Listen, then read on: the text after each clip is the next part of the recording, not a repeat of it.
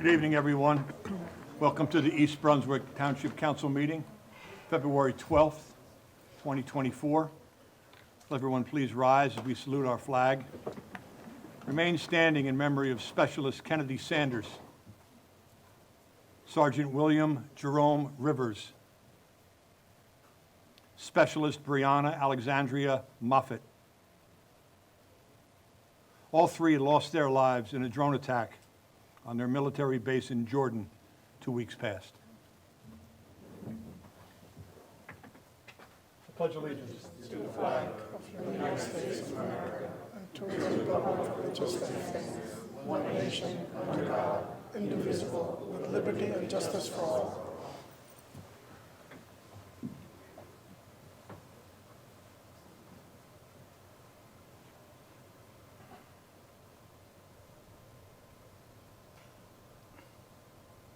Thank you.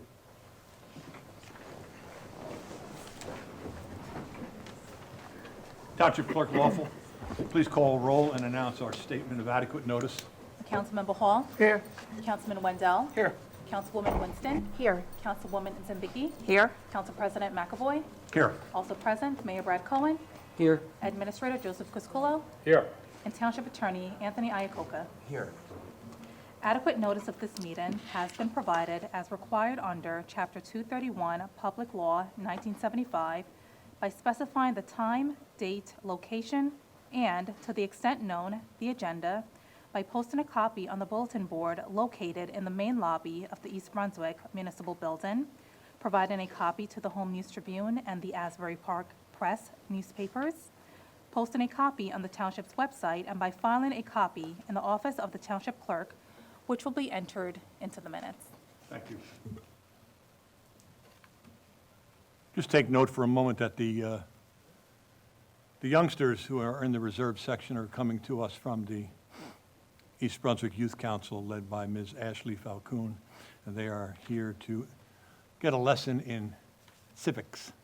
So we'll keep our decorum on spot so that these students leave our sacred hall here with a reminder of how our government works. Council, you have before you Resolution 24-74, adopting the minutes from the January 22nd, 2024 meeting. May I have a motion? Motion approved. Second? Second. Any points of clarification or correction? Seeing none, roll call, please. Councilmember Hall. Yes. Councilman Wendell. Yes. Councilwoman Winston. Yes. Councilwoman Zambicki. Yes. And Council President McAvoy. Yes. At this time, I'll turn over the meeting to Mayor Cohen for his annual State of the Township address. Mayor Cohen?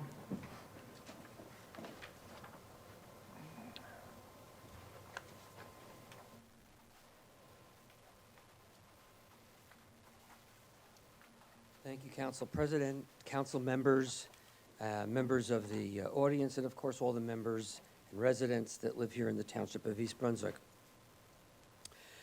Tonight, I'd like to take this opportunity in the State of the Township to address and really highlight the municipal staff, as my comments are going to be directed towards their many achievements. And unless we're prepared to stay here to the wee hours of the morning, I will simply be scratching the surface on their accomplishments in 2023 and their plans for the year ahead. But gone are the days when municipal employees were thought of as depicted in the picture across the room.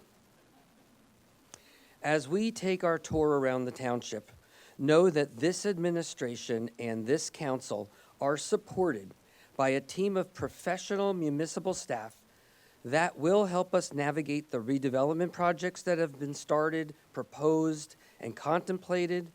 They're behind us as we witness an explosion of the arts here in the township, whether that be performance arts such as the East Brunswick Symphonic Orchestra, which debuted a couple of weeks ago, our visual arts such as the 6 Feet Apart and the butterfly installations around town, the film arts such as the Indie Film Festival and the Rose Clang Film Awards, which were held here in East Brunswick. They will be with us as we embark on an expansion of our recreation and sports programs in town, as we look towards cricket fields and an ice hockey rink and others.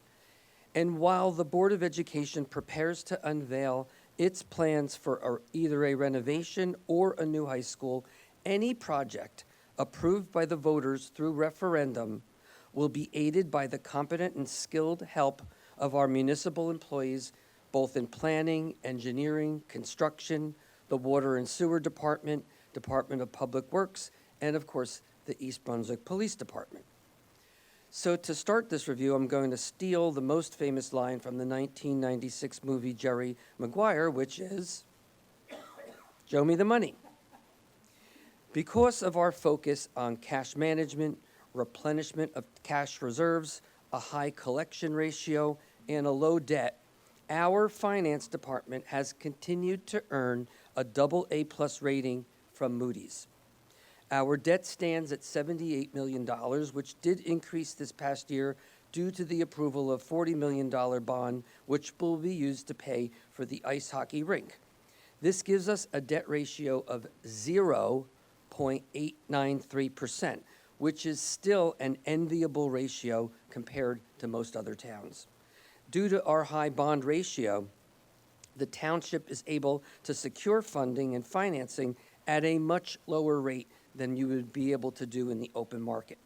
While approved, the bond for the rink will not actually be secured until we're closer to construction, which may actually work out well for us, as financial analysts predict a reduction in interest rates from the Federal Reserve in 2024. The department handled over $250 million as it collects for the public schools, the county, our fire districts, the water and sewer utility, the pool utility, the redevelopment agency, the public library, and of course, the municipal budget.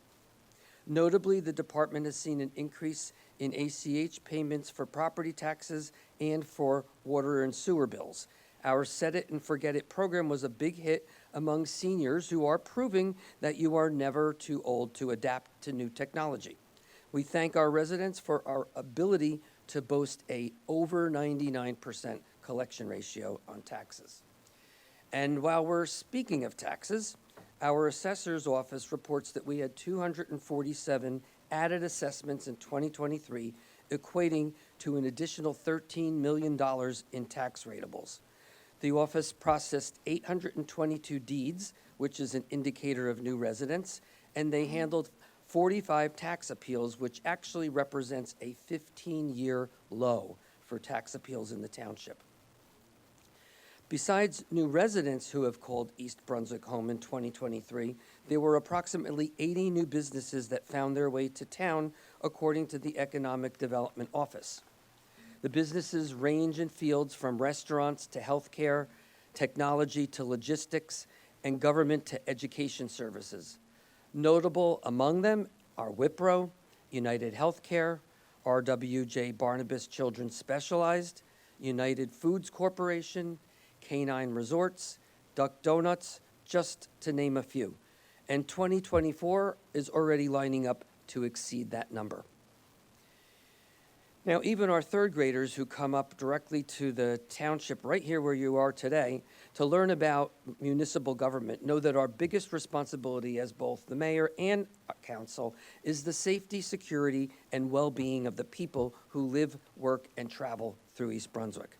For this, we depend on a well-trained police department, along with all of our first responders, such as the fire department, which many of whom are here today, and our first aid squads. As we look at crime statistics over the last 6 years, despite public opinion polls, our crime statistics do not show an increase in violent crime. The areas that are concerned and are showing any moderate rise here in East Brunswick and are not unique to East Brunswick includes larceny, attributed mostly to our Route 18 business corridor, forgery and counterfeiting, which is primarily identity theft, and auto theft. Again, problems that are going on throughout the entire state. Our department stresses the need to be proactive when it comes to protecting the public, and much of this can be seen through their accomplishments this past year and going forward. Our patrol section logged in 70,000 calls last year, which averages to 192 calls a day. It is a very busy department. We progressed on our drone program, which is used primarily for evidence recovery, suspect search, and crowd and traffic control. We did hire 3 new sworn officers. They are presently at the academy in Cape May, and we had added 3 special police officers. Detective Brian Adams, our school resource officer, his department started the Clean Slate program for first-time juvenile offenders to get back on track without being dragged through the criminal justice system. Our community police, led by Sergeant Paul Young, started the Community Response Unit, which is a drug addiction intervention program that allows us to work with the courts as well as addiction counselors, attorneys, and the prosecutor's office to help those that are addicted get the help they need outside of the criminal justice and prison system. The Administration Division is careful to ensure that the department remains compliant with all the requirements of our ongoing accreditation through the New Jersey Association of Chiefs of Police. In 2023, our officers completed over 10,000 hours of training that's both in service, online, and at outside schools. And finally, the Community Police Department continue to reach out to the community through programs such as Neighborhood Watch and active shooter training, the Junior Police Academy, security assessments and hazard analysis, which is used by our local houses of worship, businesses, and our public buildings, both the township and the public schools.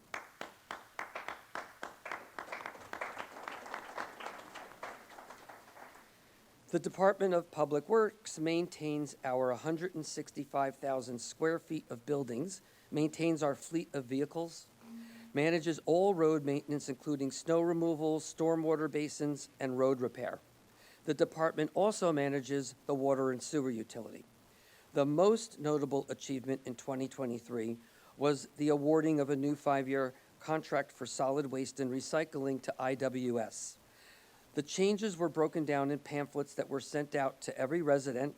They were in EBTV segments and is explained on the township's website and Facebook page.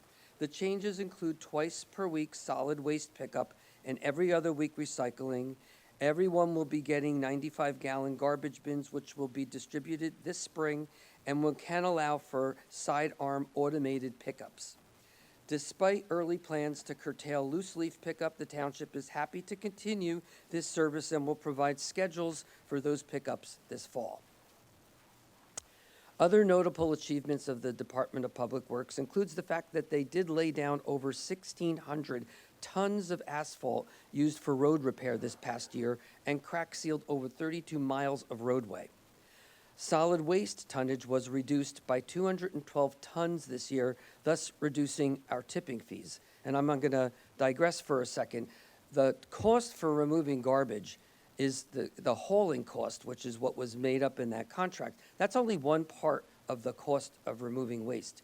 When you get solid waste in the trucks and they're brought up to the local landfill, the solid waste is weighed.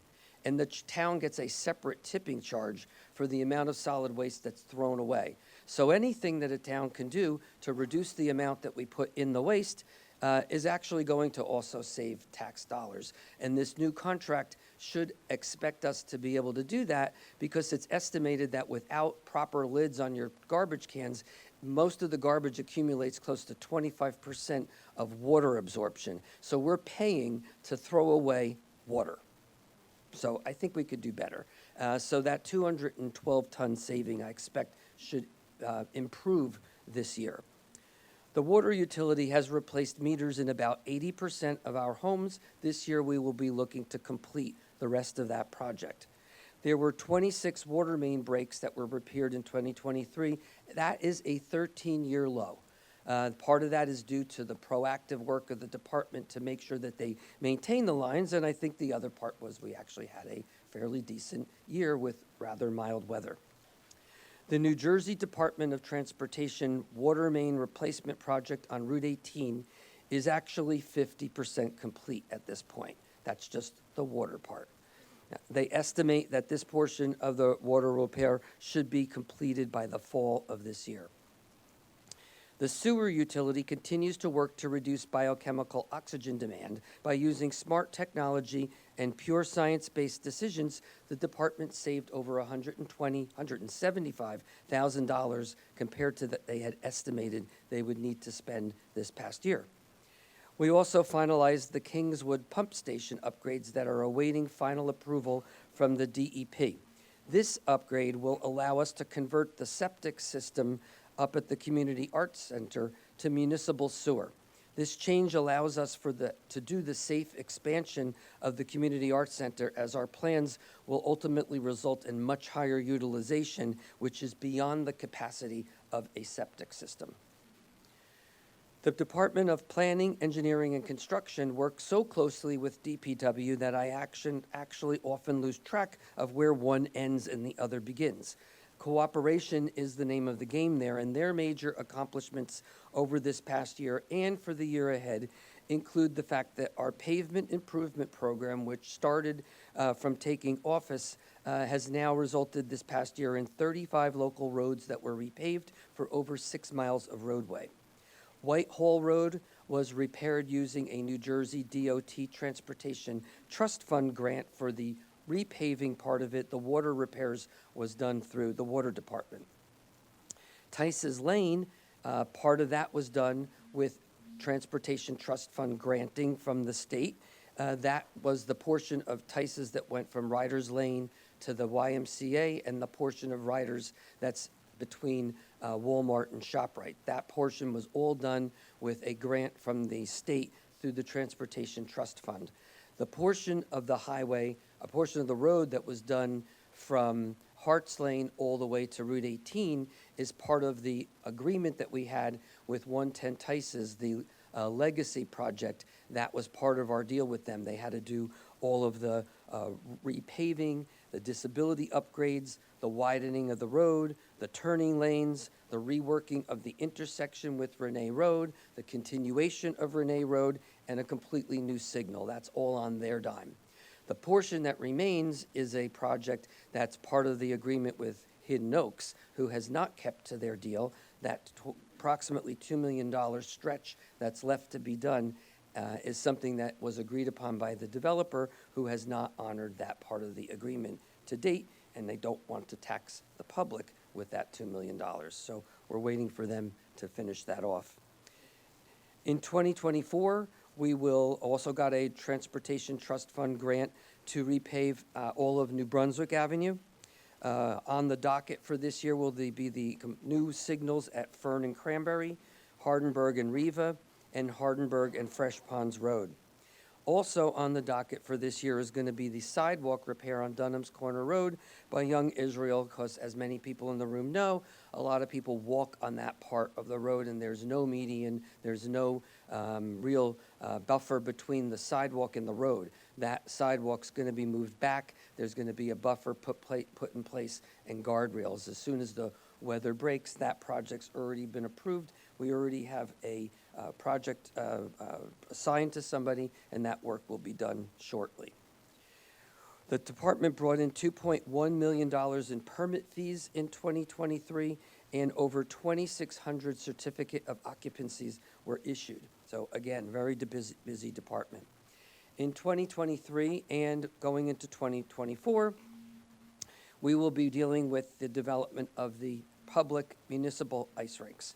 The design and bidding process was done last year. Bids are expected to go out shortly, after which we will get a contractor and commence with construction probably within the next couple of months. 110 Tice's, again, the legacy, part of that deal included giving the township the 8 acres of land that's going to be built on, and all of the site improvements, the stormwater, the parking lot that's already actually been built, all of the water and sewer lines, all of that was part of Tice's. Our responsibility is the building itself. The department maintains silver status with Sustainable New Jersey, and the East Brunswick Community Housing Corporation, under our Department of Construction, continues to purchase units and has currently a $2.6 million fund balance. This self-liquidating corporation, founded in the 1970s, continues to help our township meet its affordable housing obligations and has helped us to limit the number of units required to be built through fair share housing and the courts.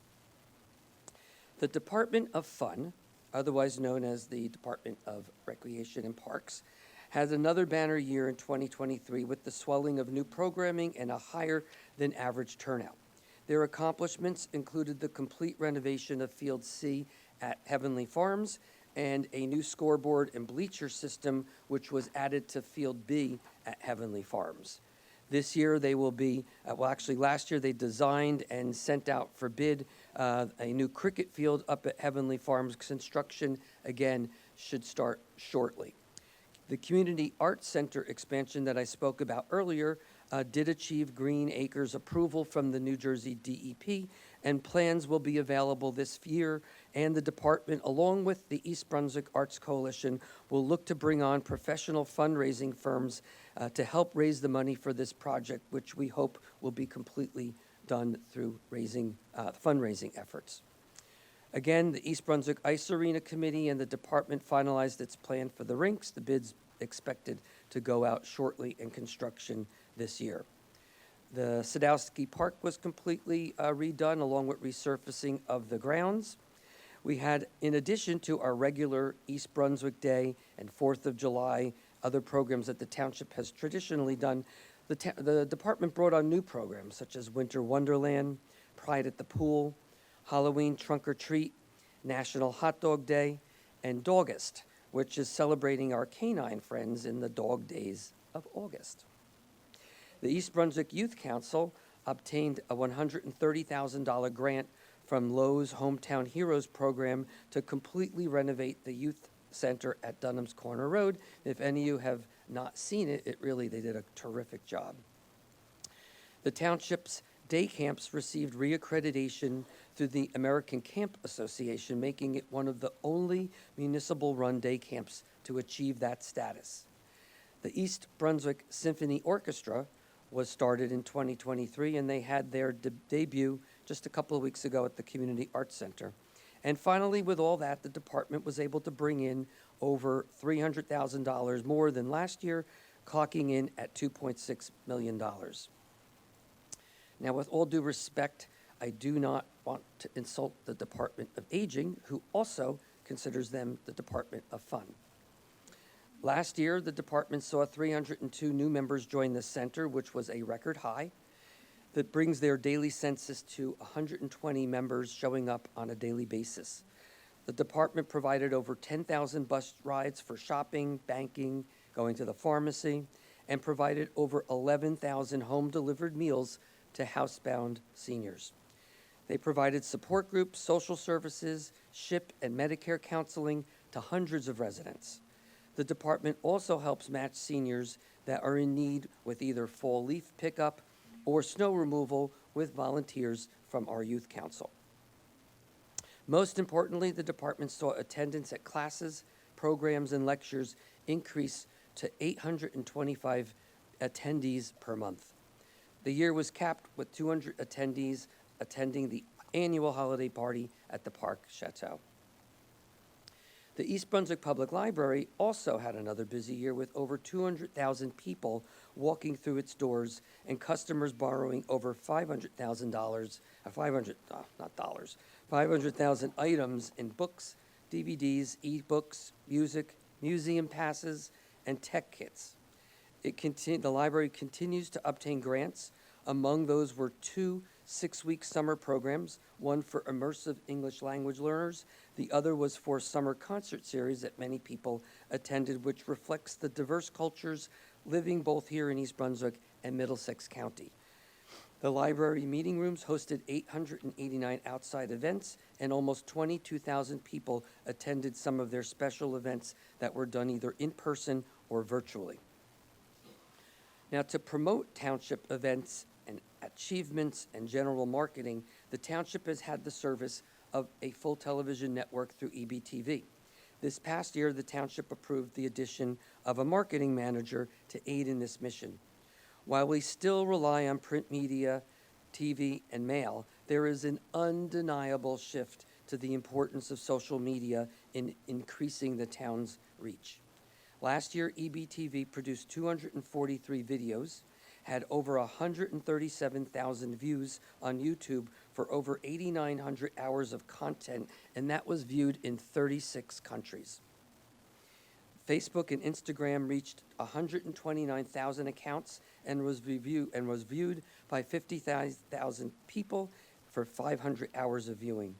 Marketing has resulted in a 20% increase in Facebook and an almost 50% increase in Instagram. We expect that to actually go up in 2024.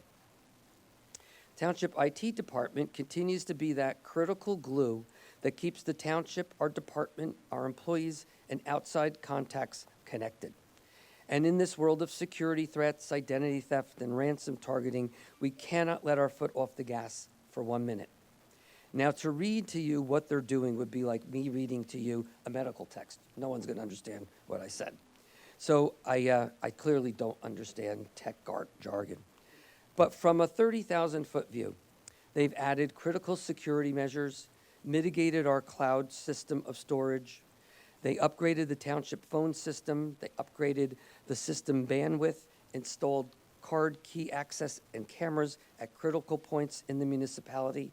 They upgraded township and police firewalls, along with their many other regular and daily responsibilities. And in many instances, our IT employees came in at off hours to complete this work because it simply couldn't be done during the day. Now, as we look forward to the year ahead, there are exciting projects which include the construction of the rinks and the cricket field, plans for the expansion of the community arts center, many new businesses, better solid waste and recycling service as we implement our new contract. I'm also happy to report that the New Jersey DOT has indicated that the Route 18 construction project is ahead of schedule. You can clap for that. Should they continue to make progress at the current pace, the project should be completed ahead of schedule. Finally, one of our largest township projects that a town will ever undertake is completely out of the hands of this municipal government. As you can guess, this would be the renovation or new construction of a new high school. I expect that the Board of Education will continue to make progress on this project and will provide plans for a renovation or a new school to the public. Along with these plans must be a complete understanding of the tax effect for residents, as this will ultimately be determined by the residents themselves through a referendum, and they are entitled to all of the information before they are asked to vote. So as you can plainly see, the township administration, our council, and I are extremely proud of our professional employees. It is a privilege to work with them as a team and on behalf of the residents of East Brunswick. Long gone are the days when the image of municipal government employees is like the one I opened with, and it continues to be the honor of a lifetime to serve as your mayor. So God bless this township, our employees, our troops, and the United States of America. Thank you.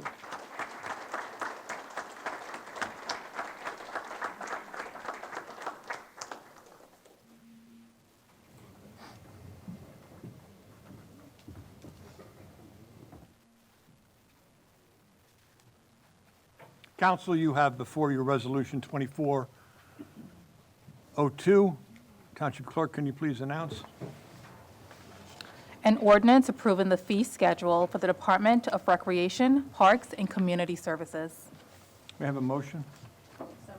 Second. Is there any need for further discussion?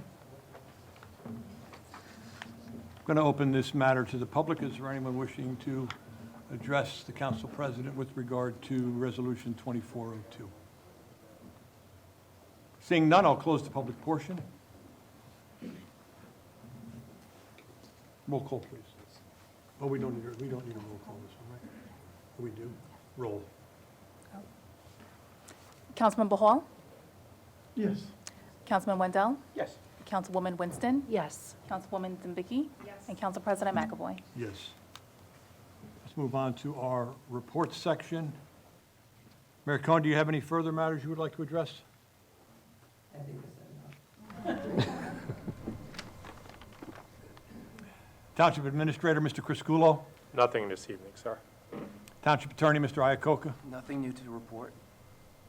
Township Clerk, Ms. Lawson. I briefly want to report on our upcoming fire district's election, which will be held on Saturday, February 17th, between the hours of 2 p.m. and 9 p.m. Voters will have the opportunity to vote for their district's budget as well as elect their commissioners. Last Wednesday, February 7th, was the commencement of mail-in ballots. If you have received your mail-in ballot for this coming election, as a friendly reminder, there are 3 ways to return your ballot. You can submit it via mail through the U.S. Postal Service. You can drop it off to the Board of Election located at 26B Kennedy Boulevard, or you can drop your ballot using our ballot drop box conveniently located within our municipal complex by our municipal court and our police station parking lot. Also, if you choose to not, if you're not registered to vote by mail, you can also vote in person. You would go to your district's polling location. If you are a resident in District 1, your polling location is the Civic Center Firehouse located at 310 Roos Lane. If your residence is located within District 2, that address is William C. Peck Administrative Building, which is 216 Joseph Street. If you're located within District 3, that location is the Colonial Oaks Firehouse, which is 361 Dunham's Corner Road. And that is all I have to report. Thank you. Thank you, Township Clerk Wolfen. Council members, any committee or board reports? As a member of the Planning Board, did I leave? No report. We're good, that's okay. Pleased to announce a new service coming to us from Walmart in which you will be able to order your groceries and they will be delivered to your car upon arrival via a text message. And so away we go on that one. Look for this service to be completed by late spring. Township Clerk, will you please announce our public comment statement? The public comment portion of our meeting is to allow the public to bring to the council's attention their concerns or comments. In accordance with NJSA 10:4-12A and the East Brunswick Rules of Council, the council asks the public to limit their comments to 5 minutes or less. At the conclusion of the statements or questions from a member of the public, the council president, at his discretion, may choose to respond, not respond, or ask the administration to respond. Seeing Mr. Cossack in the back of the room, I forgot once again, in case of emergency, we have 2 emergency exit doors, and you can go to the right or the left. Thank you, Mr. Cossack, for all you do for our community. With regard to the public portion of our Township Council meeting, I will break down this portion of the meeting into 2 separate portions. First, I will entertain those individuals who would like to address a particular East Brunswick issue, a consent agenda item, or an item that affects the welfare of the individual or the welfare of East Brunswick and its entirety. Then I will allow for discussion related to the current Middle East crisis, limiting that time to 20 minutes, and all comments addressed to me as Council President. Would anyone like to address the Council President on East Brunswick-related issues? Sir? And what we'll need from all of our speakers will be your name, your address, your name, spelling of your name, and address so that we can get back to you if need be. Council President, thank you. Fred Hoover, 9 Avon Court, East Brunswick, Hoover, just like the vacuum. Michael Mosher, 25 Cornell Drive, Mosher. Thank you. Thank you for your time tonight. Mike and I are running for re-election for Fire District 1. That'll be our campaign done. We're done campaigning. The main reason we want to talk tonight is to bring to the public eye probably the lack of knowledge, awareness of the 3 fire districts. The clerk already gave the information. It's coming up Saturday. Last couple of years, our budgets have been approved by a hair. And I don't know what else to do. We've sent flyers, we've knocked doors. I'm at a loss to explain it. This town has 3 fire districts and an outstanding group of folks that protect everybody 24 hours a day, 7 days a week, 365 days a year, no matter what the weather and what time of day. Volunteer firefighters, which we are, 22% more prone to cancer than the general public. These men and women deserve the township's resident support. They deserve nothing less. Thank you. Thank you.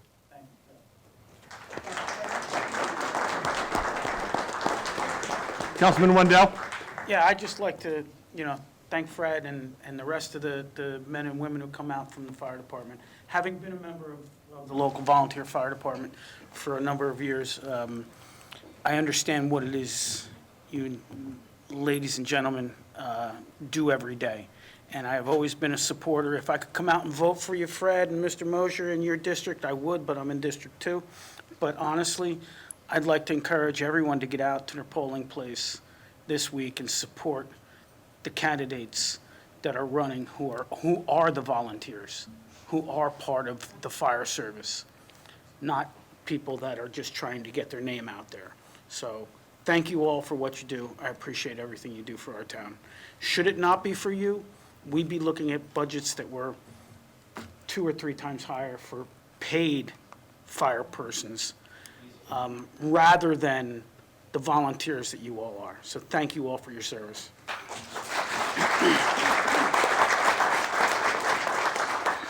Does anyone else wish to step forward and speak to the chair?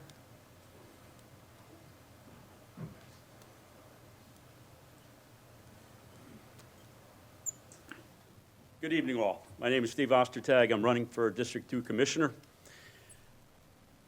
I'm a resident of East Brunswick for 22 years, married to my wife Kathleen, who sits on the Commission on Aging since 2023. I have a son who's heading to college in August.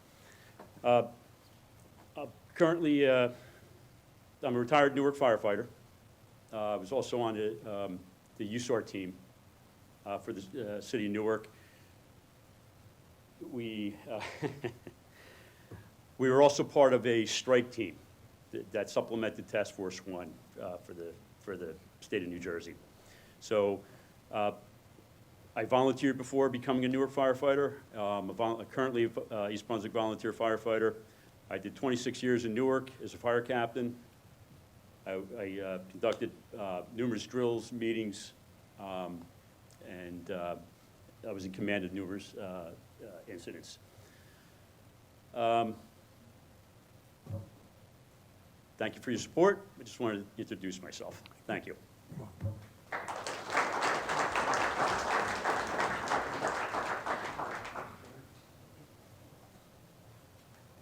Anyone else wish to come up to the microphone?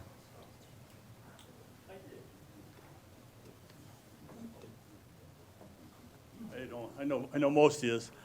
Bruce Smith, 28 Shetland Road, East Brunswick, New Jersey, BRUCE-SMITH.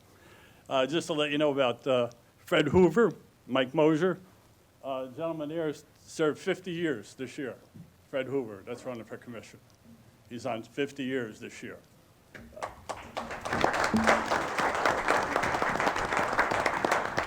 Mike Mosher's on his 25th year. I served 45 years with Fred, 25 with Mike.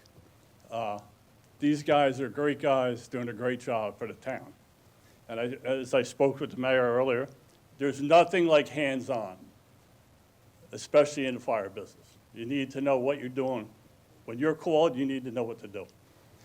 The other gentleman that's running as a candidate, okay, he has no firefighter experience at all. I don't know why he's doing it. The rumor that we hear is for political reasons. We're not in the political business. We're in the life and safety business. Politics should stay out of the fire service, totally. It should not be involved in the fire service. But like I said, I'm just asking all the residents, District 1, vote Hoover motion. Thank you.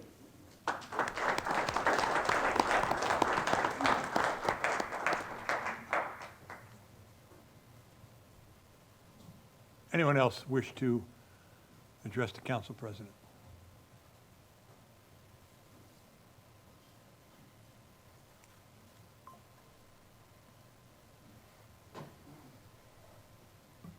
Ashley Vanoker, 17 Hillwood Road. I'm a current member of Old Bridge Volunteer Fire District, number 1. So today I stand before you with great enthusiasm to endorse 2 exceptional candidates for the position of Fire Commissioner. Mike Mosier and Fred Hoover are 2 individuals that I have had the utmost privilege of being mentored by for the past 4 years within the fire department. It is not every day that we have the privilege of choosing from a pool of candidates with a combined experience of 90 years in the fire service. These 2 individuals epitomize immense opportunity for our community to ensure the safety and well-being of our firefighters and our community. In times of crisis or duress, we look to leaders who possess the skills, expertise, and dedication necessary to take the helm of the challenges we face. These 2 candidates exemplify all these qualities.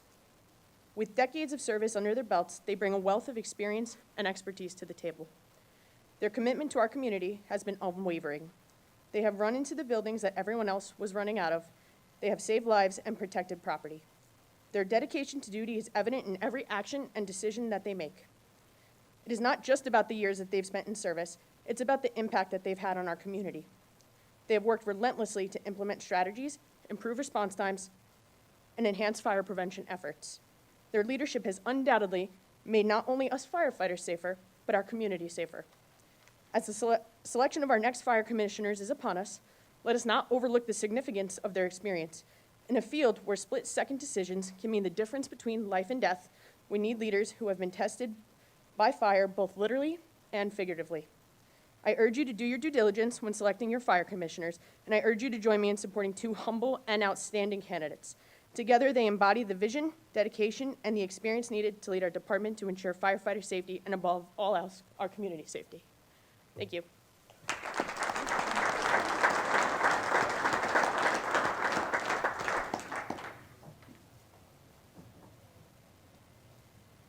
Does anyone else wish to address the council president?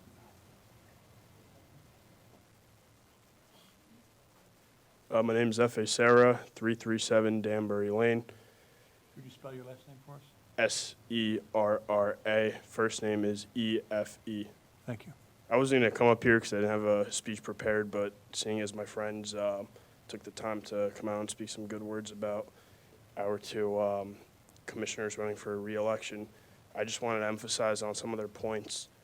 You don't hire an electrician to do plumbing work, and what these guys bring forward to the table really means a lot to us, and I want you guys to keep in mind that these guys aren't here on a political campaign or trying to gain experience for it. These guys genuinely care about our fire department, so I want you guys, if you don't live in District 1, tell your friends that do, that these are the guys that have our back, so thank you.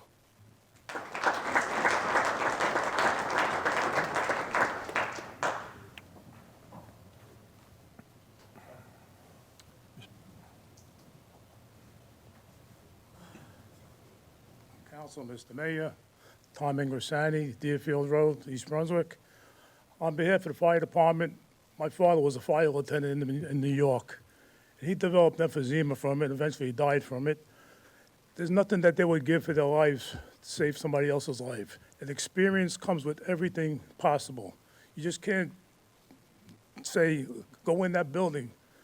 I've seen people in New York where 12 firemen died, the building collapsed on them. But you have to have the experience to tell everybody, stay in, stay out, but it comes down to experience. I have no experience as a fireman. I have experience as an electrician, yes. I can't tell you how to run a fire department. So my hat's off to these guys, and they're very good people to know, and that's my thing. One other question I have, it's just a local question about New Jersey licenses. There's such thing now as a real license and an ID license. I got my real ID. You have to have it by May 25th of 25. And I took my wife to get it down.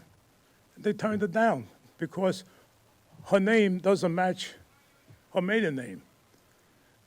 So I took it down twice. They still won't take the birth certificate.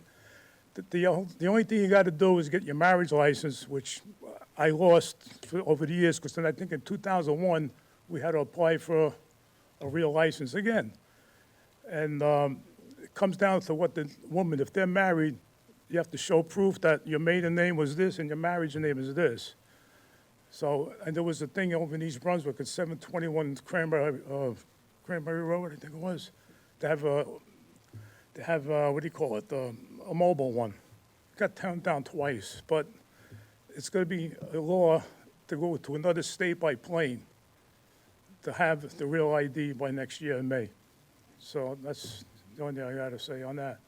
So if anybody could find out about it and do something about it, I think it's ridiculous, but, because I went through it before. And that's all I have to say. You know me, Mr. Ingrasini, I'll get back to you. Excuse me? We will get back to you on that one. Okay, it's a Jersey thing. It's actually a 50-state thing, I am understanding. I understand. But it's, a woman needs the marriage license if their name is different. Thank you. Okay? Thanks.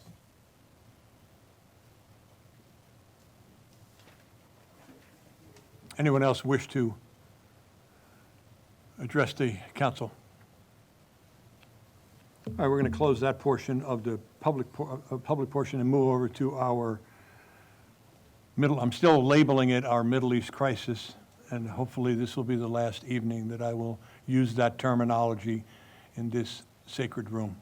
Would anyone like to address the council president with regard to Middle East crisis?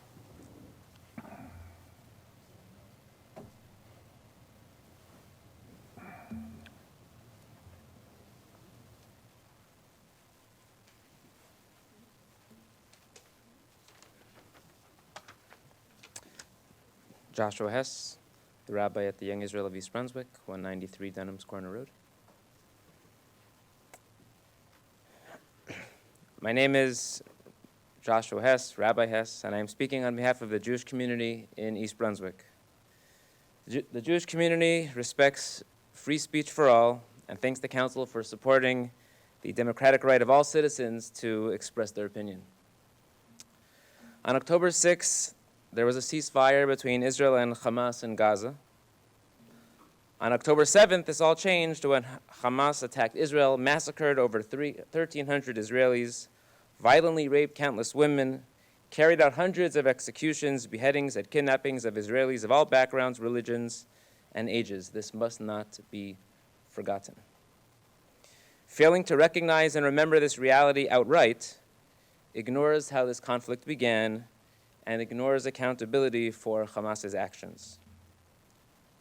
Widespread misrepresentations of how this war started foster misinformation, stoking anti-Israel and anti-Semitic sentiment and threats, and do nothing to solve the real problem. This must not be overlooked. It is a fact that Hamas attacked Israel entering civilian homes. Indeed, since October 7, Israel is currently under attack from pro-Iranian factions in Gaza, the West Bank, Lebanon, Syria, and Yemen, with 250,000 displaced citizens forced to leave border towns in the south and the north. This cannot be ignored. Dismissing proof as lies and propaganda, despite hundreds of testimonies, videos, audio recordings, and articles published by major media outlets with verified information, is a denial of fact. Go to Saturday-October-7.com to see for yourself. Be warned, the contents are extremely graphic. The truth can be difficult to handle because it may challenge beliefs, perspectives, or self-image. The truth of this situation cannot be denied. Be assured that the Jewish community affirms and encourages peace-minded people of good faith and goodwill to affirm that the suffering of all innocent people, including Palestinians, at the hands of Hamas, is very real and tragic, and the concern for their well-being is unquestionable. Life is a gift that has been given to us all. We can give ourselves the gift of living well. Hamas must be held accountable for the current humanitarian crisis. This war can end now if Hamas returns all the hostages and surrenders. Pressuring Israel to cease offensive military attacks and compromise its security and stating false accusations against it is sorely misdirected. Both fuel anti-Israel sentiment aimed at Jews in this country and our local New Jersey communities, creating a demoralizing and unsafe situation while failing to advance workable solutions. Facts matter. In Gaza, Hamas, elected by the people of Gaza, is the authority in charge and responsible for the well-being of its citizens. Hamas is blocking evacuation, telling all civilians to return to their homes to be used as human shields. Hamas is killing their own people. This is a fact. Go online to hear from Gazans. Again, this war can end now if Hamas returns all hostages and surrenders. This would immediately solve the humanitarian crisis in Gaza and free Gazans from the murderous regime that has destroyed any hope for a good and prosperous future. To date, Hamas rejected at least 2 ceasefire offers. Once again, Hamas puts its own interest ahead of the people of Gaza. Where is the outrage and the protest? Given the facts, the release of innocent hostages must be first in any list of requests from the U.S. administration, the UN, or other national, international, or local body. This should be the defining assessment and demand of those concerned with truth, justice, and human rights. War kills and harms civilians with a catastrophic effect on the health and well-being of all involved. This war can end now if Hamas returns all hostages and surrenders. Thank you.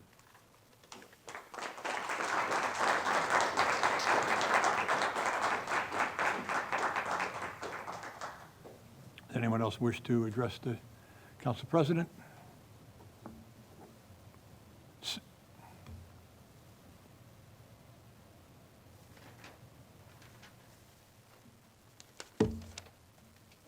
Hi, I'm Barbara Elam, E-L-E-M.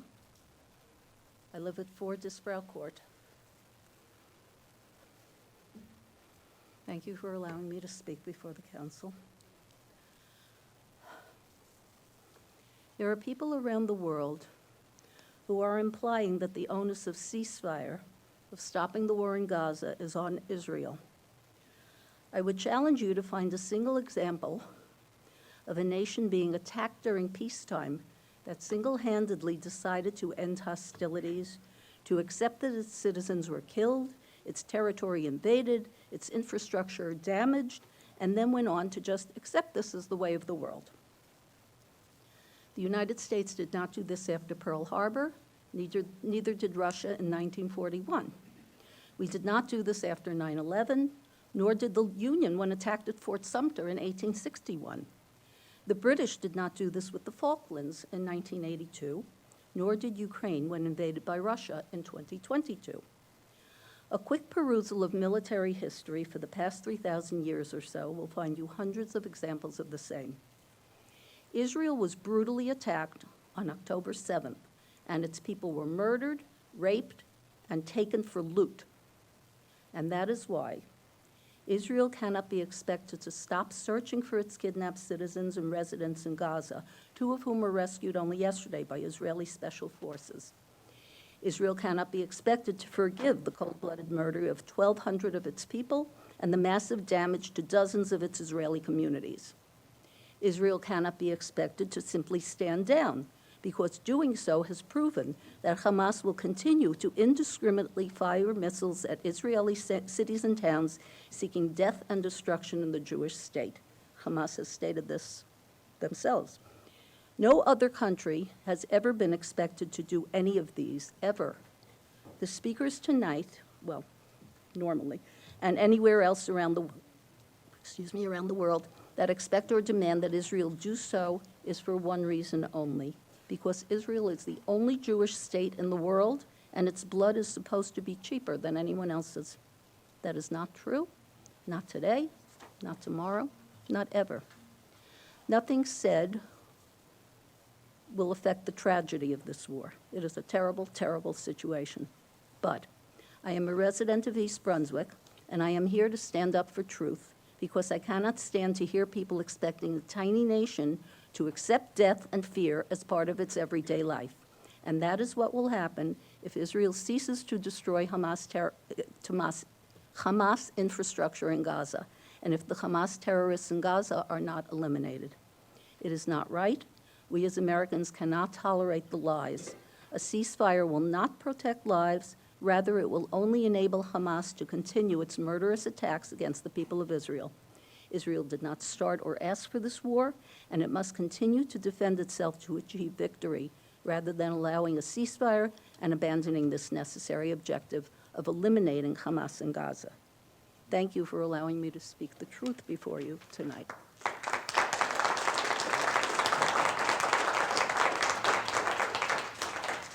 We'll take one more speaker. I see a hand.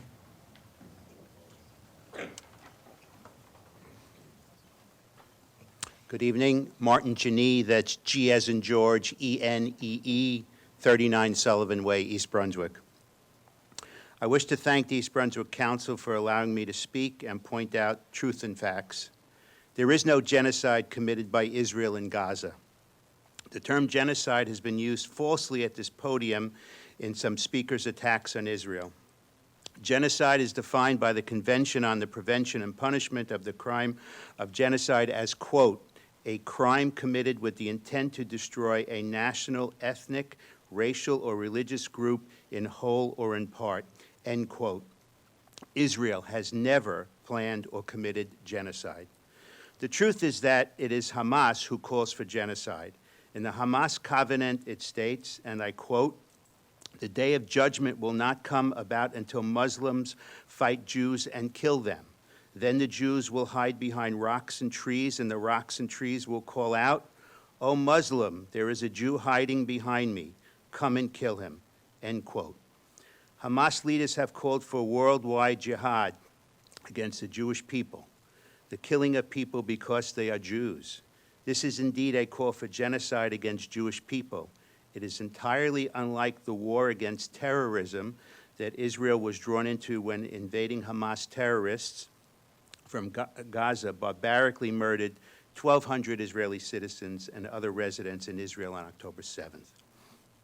Colonel Richard Kemp, commander of British forces in Afghanistan, is quoted as saying, after Hamas's savage massacre and kidnapping of Israeli citizens, the IDF took extraordinary measures as part of its defensive military action to give Gaza civilians advance notice of targeted areas, dropping millions of leaflets, broadcasting radio messages, sending texts, and making tens of thousands of phone calls.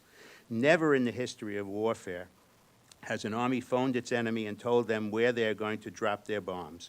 No army takes such risks in order to protect civilians as the Israeli army does, end quote.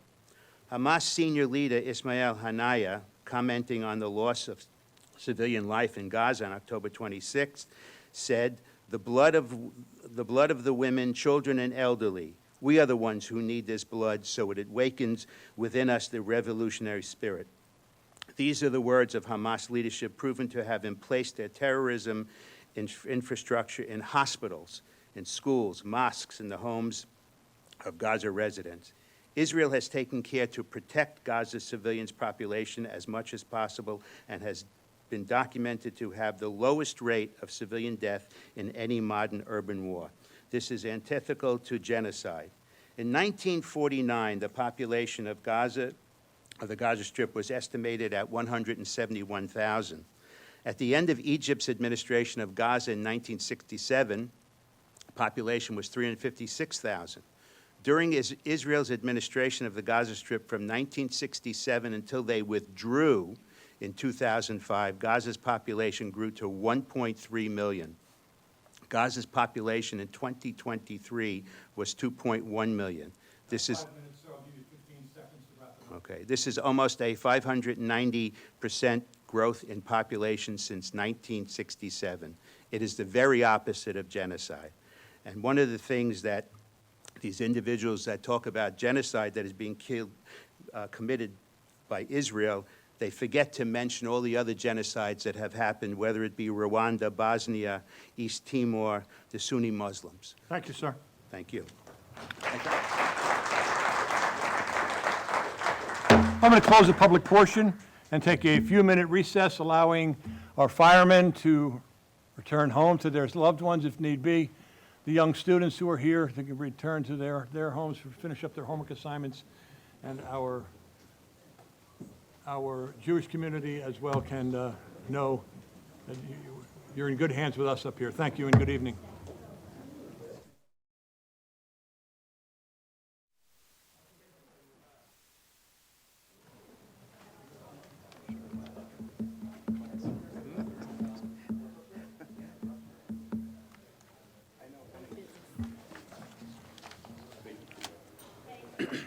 Let's move on to our consent agenda. Township Clerk, would you please read that? And I'm going to go with the following items are considered by be routine.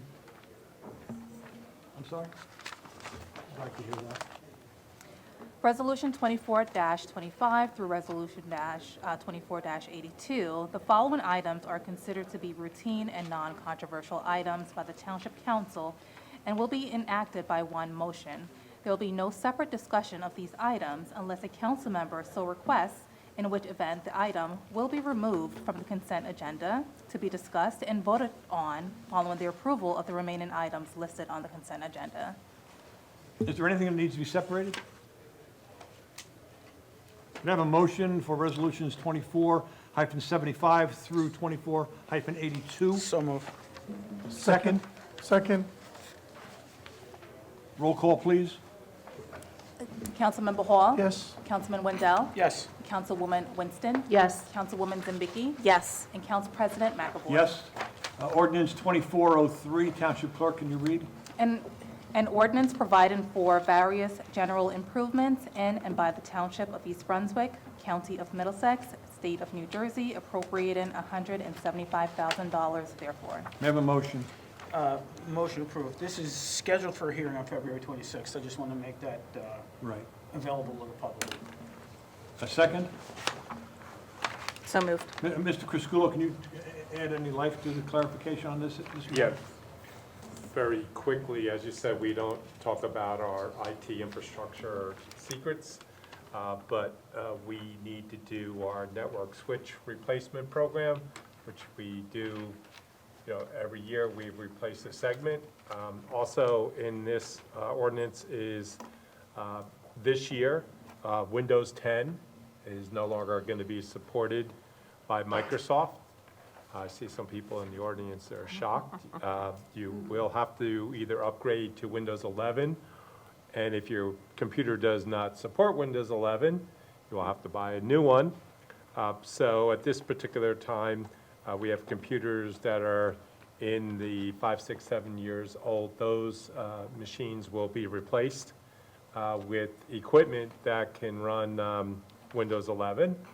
So we'll be in compliance, and we can continue to protect the township's data resources. Thank you, Mr. Crisculo. You're welcome. Roll call? Councilmember Hall? Yes. Councilman Wendell? Yes. Councilwoman Winston? Yes. Councilwoman Zambiki? Yes. And Council President McAvoy? Yes. Thank you. For the good of the cause. One thing, Councilman Wendell. I'd just like to give a shout out to the Brunswick Grove. I've been there the past 3 days having food. They have this tremendous cucumber bruschetta, which you have to go and try. It is fantastic. And, never heard of cucumber bruschetta before, but it was really good. So, anybody who wants to get out there and try it. It seems as if Mayor Kona has become quite the Robert Frost of the New Jersey Municipalities magazine. This is the second time that we have seen the mayor's work, and he has a comprehensive essay on the physicians' shortage. And as everyone in attendance here knows, and everyone who's watching at home knows, that our mayor is a doctor, and so coming from him, he knows exactly what he's talking about. Our police chief, Frank Lasaka, announced that Lieutenant Charles Bobel recently graduated from the New Jersey State Association of Chiefs of Police Command and Leadership Academy. This academy is an intensive 14-week program with a unique blend of theory and application. Candidates with the greatest leadership potential are selected for this highly competitive program from municipal, county, state, and federal agencies throughout the region. Congratulations to Lieutenant Boble on the East Brunswick Police Department. And motion to close. Can we get a signal from aye for those who want to say goodnight? All in favor? Aye. Good night, everyone. Good night.